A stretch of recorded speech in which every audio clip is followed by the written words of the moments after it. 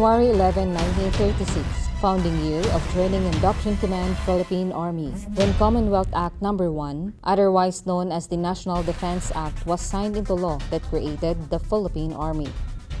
December 1941, when Pearl Harbor was bombed, resulting the formative years of this major service unit of the Armed Forces of the Philippines were slowed down.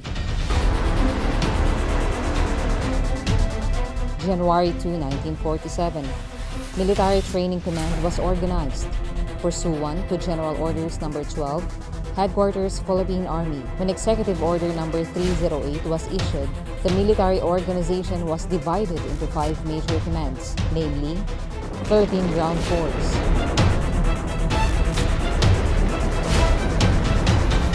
Philippine Air Force, Philippine Naval Patrol,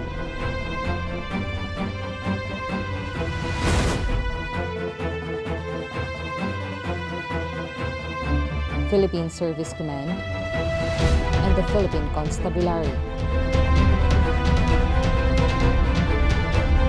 February 1947, classes resumed at Philippine Ground Force School at Fort McKinley, but eventually transferred to Camp Florida Blanca, Pampanga. October 24, 1947, Military Training Command was abolished, but its mission and objectives were subsumed to the Philippine Ground Force School. December 31, 1950, the Philippine Ground Force School was deactivated in giving way to the creation of the Replacement and Training Center on January 1, 1951. July 1, 1951, Armed Forces of the Philippines Training Center were activated in order to achieve the increasing demands to professionalize and standardize training. August 1, 1951, Philippine Army School Center was activated. November 15, 1951, Armed Forces of the Philippines Training Center was designated as Philippine Army Training Command. At the time, Philippine Army Training Command became the major unit of the Armed Forces of the Philippines. 1956. President Ramon Magsaysay deployment of troops in the 2nd Military Area to shift its operation for anti-dissidence campaign. July 1, 1957, the Headquarters Philippine Army was activated and separated from General Headquarters Armed Forces of the Philippines and was transferred to its new site in Morphy, Camp General Emilio Aguinaldo, Quezon City. August 16, 1963, Philippine Army School Command was designated back to its former name, the Philippine Army School Center. June 1, 1976, the Philippine Army Training Command was re-established with Philippine Army School Center as its nucleus. 1980s, Training Command significantly changed its form and organizational structure, which triggered an increase in personnel and its new roles in support of Philippine Army mission. The command moved to Fort Magsaysay, Nueva Ecija from Fort Bonifacio for students to avail themselves of ideal, more conducive grounds.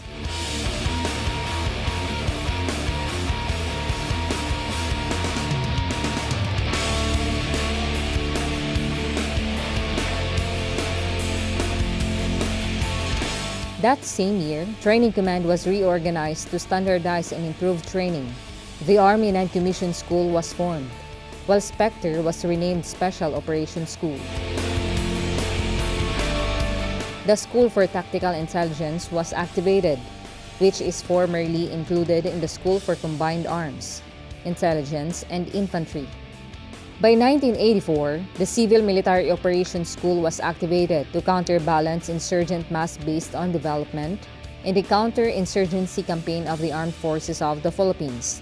Communication Electronics Institute and Ordnance and Chemical Institute were redesignated as Communication Electronics School and Ordnance and Chemical School, respectively. 1986, the Armed Forces of the Philippines became the new Armed Forces of the Philippines, and the Philippine Army Training Command was changed to Training Command Philippine Army.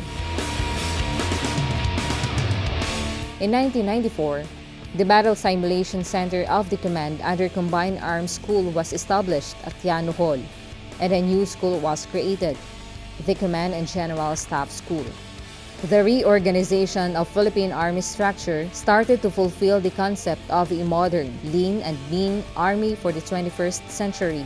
Thus, Training Command Philippine Army was redesignated as the Training and Doctrine Command Philippine Army, effective March 1, 1995, pursuant to General Orders No. 231, Headquarters, Philippine Army.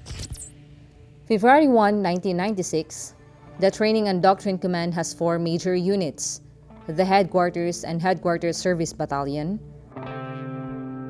the Training Center,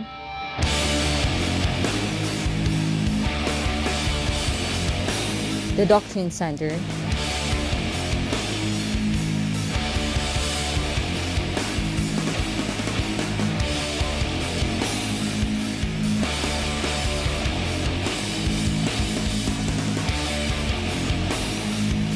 and the upgrading of the Command and General Staff School to be a Command and General Staff College.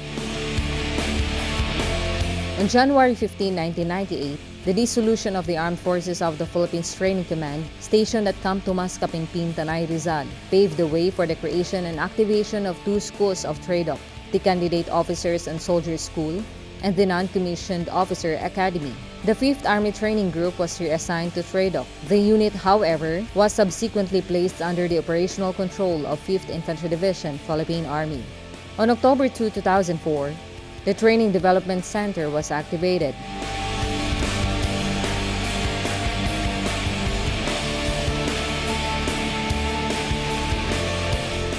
May 26, 2005, Officer Candidate School was transferred from Camp Capimpin, Tanay, Rizal to its new location in Camp O'Donnell, Capas, Tarlac. The OCS was the first school to occupy the Tradoc site in Camp O'Donnell.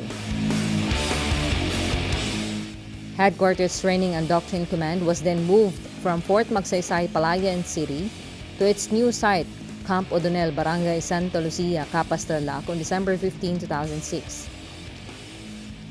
January 5, 2010, the intent of the Headquarters Philippine Army to have a single training institution for candidate soldiers, the Army institutionalized the development of Army NCOs, resulted to the creation of 2 units under Tradoc. The Soldier Development Center Provisional was activated. The Soldier Development Center is operating with 2 schools, the Candidate Soldiers Training School and the Non-Commissioned Officer Academy, headed by a senior NCO as commandant.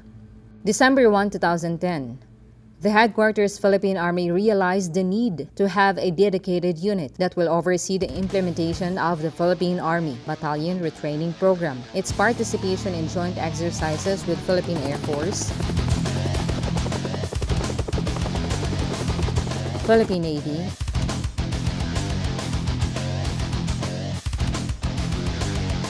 and combined exercises with other allied armed forces.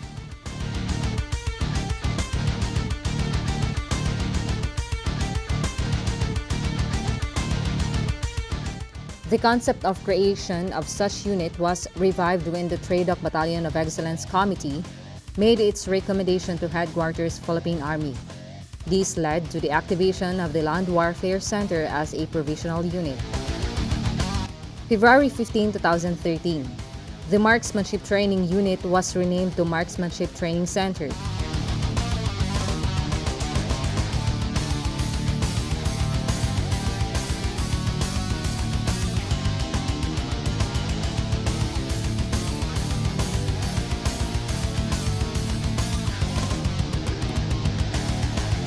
Candidate Soldiers Training School was renamed to School for Candidate Soldiers.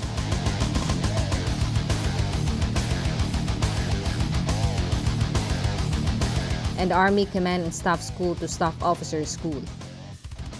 May 27, 2013, the Soldier Development School was deactivated and the Non-Commissioned Officer Academy was renamed to Non-Commissioned Officer School on the same day. April 15, 2016, the Army Leadership Development and Education Center was provisionally activated.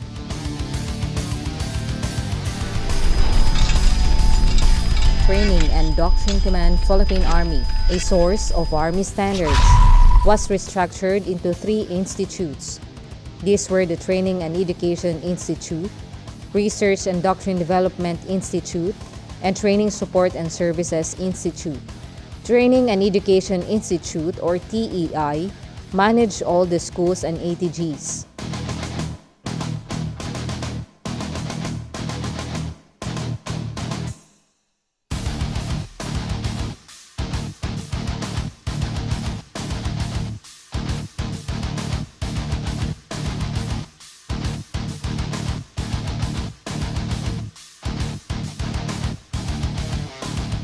While Research and Doctrine Development Institute, or RDDI, manage all the centers. Training Support and Services Institute, or TSSI, provides support and services needed by the TEI and RDDI. This organization of Tradoc was based on the Civilian Academic Institution. September 2018. For further improvement and enhancement of Tradoc capabilities, the command made again its revisions on its organizational structure in order to align its structure based on the context of forms follow functions. This organization designed to address the Philippine Army needs, such as doctrine and capability integration, focus warfighting function to strengthen the Philippine Army Corps competency. October 1, 2018. Army training groups in Visayas and Mindanao were established to act as mini Tradoc to address the training requirements to all PAMUs in Visayas and Mindanao. Thus, it were placed under direct control of the command. These ATGs are facilitating the conduct of career courses and are envisioned to conduct candidate soldier course in the near future. December 16, 2018. The Marksmanship Training School Center was renamed to Marksmanship Training School, pursuant to General Orders No. 696, Headquarters Training and Doctrine Command, Philippine Army. Also, it was stated in this order the reassignment of the following schools, placed under the operational control of Initial Military Training Center: Marksmanship Training School, Officer Candidate School, and the School for Candidate Soldiers. The extension school of these commands, such as the Intelligence School and Civil Military Operations School, were placed under the operational control of Combined Arms Center. By 2022, vision is to be a world-class military training institution that is a source of Army standards, will surely be accomplished.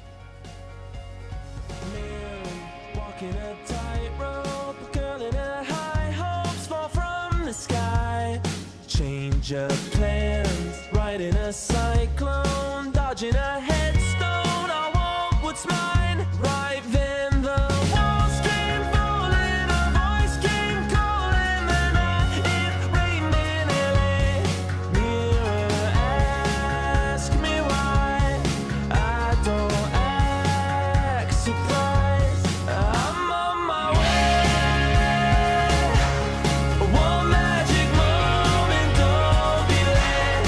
I'm on my way. Salvation, my revelation arrives on better place.